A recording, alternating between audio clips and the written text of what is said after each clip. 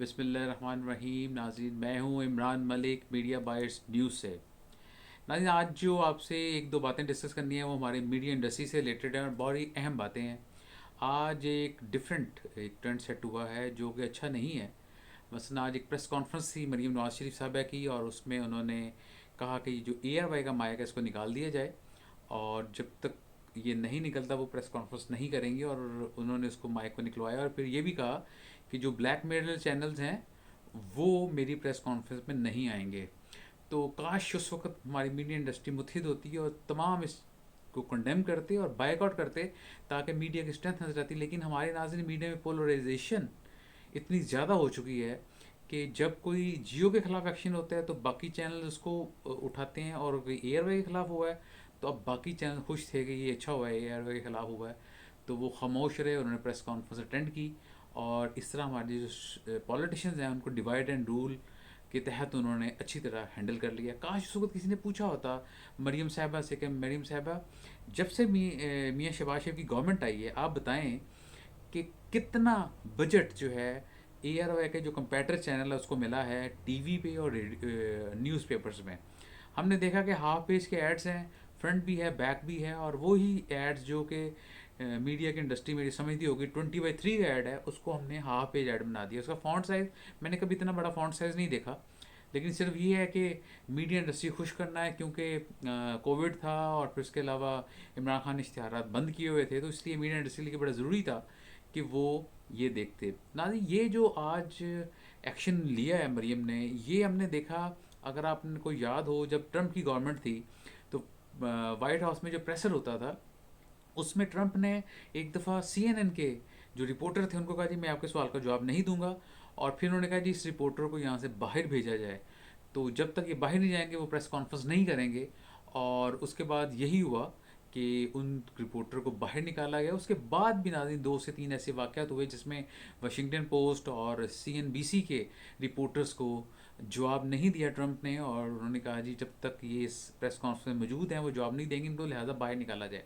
उस पर उन पर काफ़ी उन पर एलिगेशन लगी कि ये जी फाशिस्ट हैं, ऐसे इकदाम करते हैं। तो आज आई डोंट नो हमारे मीडिया इंडस्ट्री के लोग जो हैं मरीम के इस इकदाम को कैसे देखेंगे।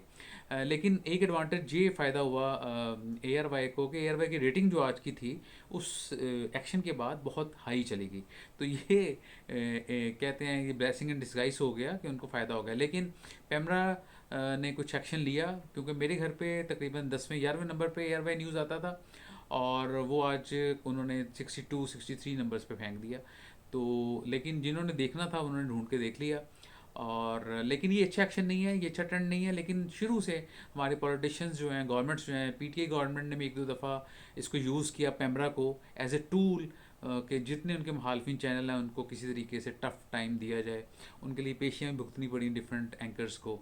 तो नाज़रीन, ये जो मीडिया में डिवाइड है, जो इस्लामाबाद के हमारे साफ़ी हैं वो बहुत बेहतर समझ सकते हैं, रूफ क्लासरा साहब हैं वो देख सकते हैं कि दो बड़ी डिवीजन्स हैं। एक तरफ हम देखते हैं साबिर शाकिर हैं और इमरान रियाज ख़ान हैं, क्या कहते हैं ये अपने अरशद शरीफ हैं, ये ग्रुप है, सदीक जान है, ये प्रो इमरान खान ग्रुप है, मोहित पीरज़ादा भी हो गए, तो समी इब्राहिम भी हो गए।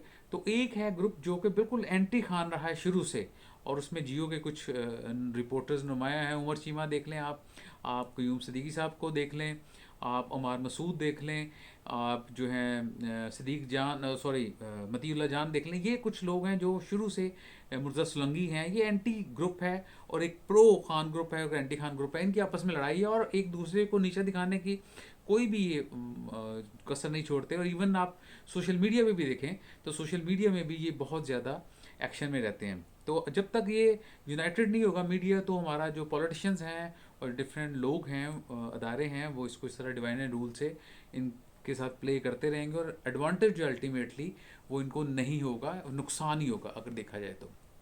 ये मुझे बड़ा दुख हुआ आज जो मरीम की प्रेस कॉन्फ्रेंस थी कि उसमें जिस तरीके से उन्होंने ARY को बाहर निकाला, मैं उसको कंडेम भी करता हूँ, और कहते हैं कि आगे से फ्यूचर में इस तरह का कोई एक्शन ना लिया जाए। दूसरी तरफ आते हैं नाज़रीन, मैंने आज रिक्वेस्ट की थी अपने कुछ दोस्तों से सोशल मीडिया पे कि जो लेटेस्ट रेटिंग्स हैं अगर वो मेरे पास आ जाएँ, तो मेरे एक दोस्त ने नाम ना बताने की रिक्वेस्ट की है कि उन्होंने रेटिंग्स भेजी हैं। तो नाज़रीन 14 मई की और 15 मई की रेटिंग्स हैं, और ये 30 मिनट्स कम्युलेटिव रेटिंग्स हैं। इसमें जो है नाज़रीन पहले नंबर पे जो है वो एयर वाई न्यूज़ है, और दूसरे नंबर पे थोड़ी सी माइनर सा डिफरेंस है, जियो न्यूज़ है। दोनों दिनों में एयर वाई पहले नंबर पे है, जियो न्यूज़ दूसरे नंबर पे है। और तीसरे नंबर पे एक बहुत बड़े डिप के बाद दुनिया न्यूज़ है। ये बड़ी मुझे हैरानगी हुई कि दुनिया न्यूज़ की रेटिंग जो है काफ़ी नीचे आई है। और चौथे नंबर पे नाज़रीन एक दिन हम न्यूज़ है नंबर 4 पे, और दूसरे दिन समा न्यूज़ है। ये मुझे थोड़ी सी हैरानगी इस बात पे आई है, शॉकिंग न्यूज़ है फॉर मी, के तीसरे नंबर पे काफ़ी देर से समा चला आ रहा था लेकिन समा की रेटिंग्स नीचे आई हैं। अब ये क्या हो सकता है, ये अदारा खुद जान सकता है। और हम न्यूज़ ने जो है नाज़रीन बड़ा इम्प्रूव किया है। ये बहुत नीचे एक डार्क हॉर्स साबित हुआ है, बहुत पीछे था, नया चैनल है, लेकिन इसने रेटिंग्स में ये तीसरे नंबर पे, चौथे नंबर पे आ गया है। चौथे पाँचवें नंबर पे दोनों दिन मौजूद है ये। इसके बाद नाज़रीन एक्सप्रेस न्यूज़ है, डॉन न्यूज़ है, ये शुरू से छठे सातवें पे है। आठवें नंबर पे बोल है, नौवें नंबर पे 92 न्यूज़ है, और 10वें नंबर पे आई न्यूज़ है। नाज़रीन एक बात जो है यहाँ से शेयर करने वाली वो है, ये है कि न्यू टीवी जो है उसमें तल्लत हुसैन के जाने के बाद भी बहुत ही जय्यद और सीनियर एंकर हैं, लेकिन उनकी रेटिंग्स वो नहीं उठा पाए। इसी तरह नाज़रीन जीएनएन में बहुत अच्छी उनकी स्क्रीन है, रिपोर्टिंग भी बहुत अच्छी है, लेकिन रेटिंग्स में बहुत नीचे है चैनल। और दोनों दिन यानी 14 मई और 15 मई को इनकी पोजीशन वही 12वें नंबर पे है। इसके फ़ौरन बाद जीएनएन के बाद 13वें नंबर पे 24 न्यूज़ है। आज न्यूज़ जो है उसमें हालांकि आसमा शराजी भी हैं और काफ़ी सीनियर एंकर्स प्रोग्राम करते हैं, लेकिन आज की रेटिंग भी है वो 9वें 10वें नंबर पे है। जी टीवी की रिपोर्टिंग जो है नाज़रीन काफ़ी वीक है, और लेकिन वहाँ पे आमिर मतीन और क्लासरा शो करते हैं, उसकी वजह से रेटिंग कुछ ऊपर है। तो वो 24 के फ़ौरन बाद जो है वो जी टीवी आता है। तो नाज़रीन ये ओवरऑल पोजीशन है कि जिसमें जो है एयर वाई न्यूज़ नंबर 1 है, जियो न्यूज़ थोड़े से रेटिंग्स के बाद नंबर 2 है।